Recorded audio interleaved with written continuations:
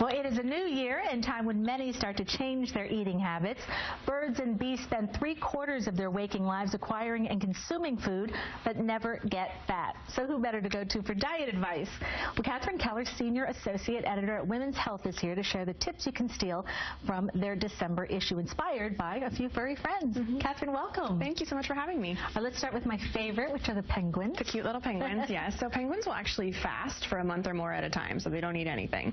Obviously not recommended for humans to go that long without food, but taking a break from eating, so maybe after dinner, not eating again until the morning when you have breakfast, has been shown to reduce your calorie consumption. And the other thing with fasting is that your body prefers to use carbohydrates for energy, so when you go a little while without eating, it'll start to burn your fat store. Just kind of a good rule, about 12 hours is what they say to stop eating. So let's say you have dinner at 7, maybe don't eat breakfast until 7 the next day. Just take a little break from eating. So those midnight snacks no good for me, right? Probably not, unless you want to wait a long time to eat again the next day. All right, monkeys. Monkeys, yeah. So obviously monkeys are known for their bananas, and they're sort of the original locavore. They would just grab whatever fruit and produce was around them. And so a study out of Cornell actually showed that women who had fruit bowls on their counters weighed about 14 pounds less than women who didn't. And you brought some of that. Yes, I mean, there's so many options these days, especially some that are even already cut up for you and just stuck in a plastic container. So easy. So that's the thing, is it doesn't just have to be a fruit bowl on your counter. Maybe in New York we don't always have room for fruit bowls on our counters. So for cut up fruits and vegetables, the idea is to just see them. So you want to put them in clear containers and have them kind of right in front and center in the fridge, so that when you open the door, it's the first thing you see. You're going to be more likely to grab it. All right.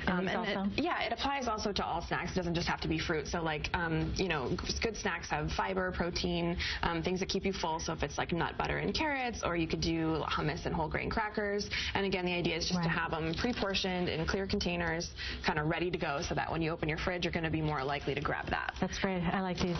All right, whales. Whales. So baby whales, actually the milk that they drink is about 10 times fattier than the cow's milk that you'll find in the supermarket.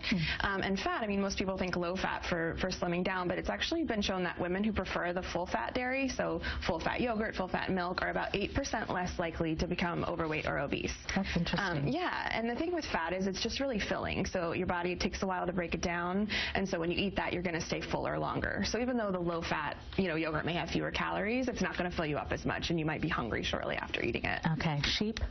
Sheep, yes. Sheep, so they chew their food a lot. They chew their cud. They're known for that. And chewing your food a lot is also a way research shows to decrease hunger hormones. So they say 40 chews. You don't have to be neurotic and count every single chew. Really chewing your food might help you feel more satisfied. And it's also a mindful eating exercise. So, you're chewing it, you're really tasting it, you're tasting the textures, the flavors. You're going to be more likely to feel satisfied when you eat that and eat fewer calories. And I think especially New Yorkers, we eat so fast. Everything is such a rush, and we're listening to music and we're multitasking at the same. So it's better just to kind of focus on the food and, like you said, be mindful. Take a minute and just really be there with your food, and you might eat less overall by doing that. All right, that's going to be hard, but we'll try. We'll try. How about cows? Cows. So cows actually drink 2,000 ounces of water a day, which is a ton. Obviously way too much for us, but there are two things that are really important with being hydrated. The first thing is that sometimes when you feel hungry, you're actually thirsty. So that feeling of like, oh, I just want to eat something, it may not actually be hunger. So if you stay hydrated, you're going to kind of ward off that false hunger.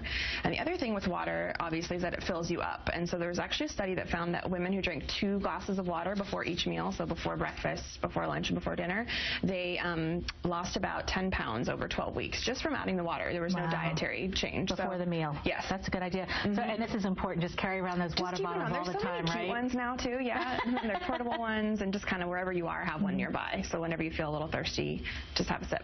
Cathryne, great advice. Thank you so much for being here. Thanks again for having me.